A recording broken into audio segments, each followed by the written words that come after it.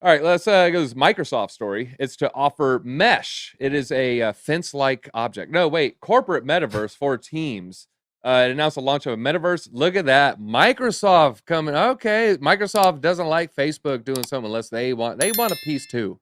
I mean, you can say what you want about Bill Gates. I don't even want to go there, but the guy was clearly like a genius. I mean, he sold his first company at like 13 years old for a lot of money as a child.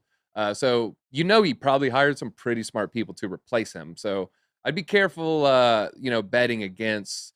But they are really big, so maybe they're going to move too slow. But I'd be careful betting against Microsoft.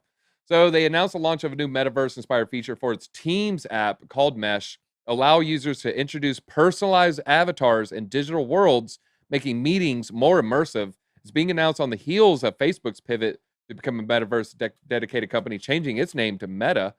Maybe Microsoft changes their name. They announced they'll release the metaverse inspired solution on app. Okay, just repeating. So they're playing catch up. They feel like it comes. They just keep repeating themselves here. It's a new conception of social contract work in the aftermath of what happened over the past couple years. The metaverse proposals aren't new, and many projects have already been presenting self-contained worlds. One of them, let's see, we got Decentraland. I wouldn't really. It is relatively obscure. I guess I'll give them that. It's relatively obscure. And it was launched at the boom of the ICO craze back in 2017. The project established a virtual world where plots of lands can be bought by individuals and companies to establish virtual stands, other useful digital representations.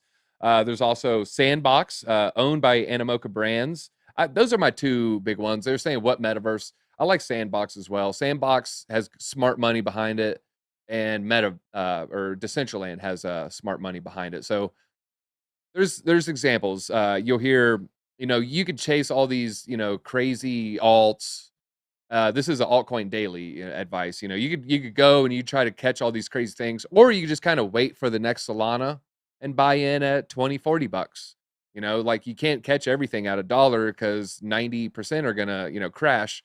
If you're really into it and you're really into like reading forums and watching all the YouTube and going into Twitter and going deep dives into Discord, yeah, you could probably have a pretty good success rate where that strategy does work. But there's nothing wrong with like waiting for, all right, I'll just kind of wait for mana. Mana seems like where it's at. Okay, Sandbox seems where it's at. You miss that first pump, but mana's going to be worth a lot more in 4 years. So there's nothing wrong with coming in a little bit late to the party Hmm. when the party's going to be as epic as these parties are going to be. I mean, there's going to be, people wearing lampshades on the head. A window's going to break. Someone's going to throw a bed into a pool. It's going to be a crazy party. You are going to want to be there. So don't be afraid to like try to show up a little bit late. There's nothing wrong with that. Yep. And there's always a lot of projects out there too. I mean, there's the top one, like you just mentioned, Mana and Sand. But Yeah. there's, we mentioned the other day, Blocktopia. Is it Metaverse Heroes? I think is getting a lot of push these days. So there's always more coming out, and there's always a bear market coming. Remember that. Yeah. You always have time to accumulate. All right.